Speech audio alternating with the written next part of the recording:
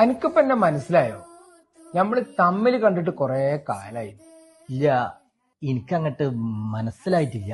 പണ്ട് ജി പണി അന്വേഷിച്ചു വന്ന സമയത്ത് ജബലലിൽ ജിന്റെ റൂമില് താമസിച്ചിരുന്നത്. അന്ന് എനിക്ക് ലൈസൻസ് എടുക്കാൻ സഹായിച്ചതും ഒരു പണിയാക്കി തന്നൊക്കെ ഞാനായിരുന്നു. ഓ, കൊറേ കാലായില്ലേ. ഇപ്പൊ എന്തേ വന്നത്? ഞാൻ ചെറിയൊരു തിരക്കിലായിരുന്നു.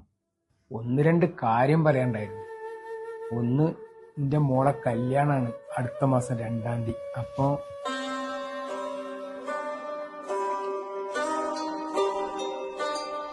2-ാം തീയതി ഞാനേ ഞങ്ങളെ 4-ാമത്തെ ഷോപ്പിന്റെ ഉദ്ഘാടനമാണ് അടുത്ത മാസം. അതിന്റെ കുറച്ച് തിരക്കിലാണ്. നിങ്ങൾ നമ്പർ തന്നിട്ട് പോയിക്കോളി, ഞങ്ങൾക്ക് ഫ്രീ ആകുമ്പോൾ തിരിച്ചു വിളിക്കാം. അപ്പൊ അത് വെച്ചോ. ഞാൻ ഈ പറഞ്ഞതൊന്ന് മുഴുവനാക്കട്ടെ. ഇവിടെ ദുബായിൽ വെച്ചിട്ടാണ് കല്യാണം. 3 ദിവസത്തെ പരിപാടിയാ. 2-ാം തീയതി നാട്ടിൽ നിന്ന് കുറച്ച് മന്ത്രിമാരും VIP-കളും നേതാക്കന്മാരൊക്കെ വരുന്നുണ്ട്. അന്നാണ് ഇജും വരേണ്ടത്.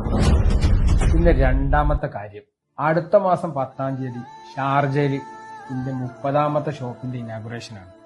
അതിനും കൂടി ക്ഷണിക്കാൻ വേണ്ടിയിട്ടാണ് ഞാൻ വന്നത്.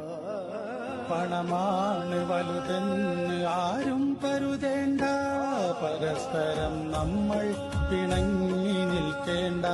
അഹങ്കാരിയായി നമ്മൾ മാറാതെ നോക്ക്, അനുഭവം ജീവിതമാണെന്നറിയ.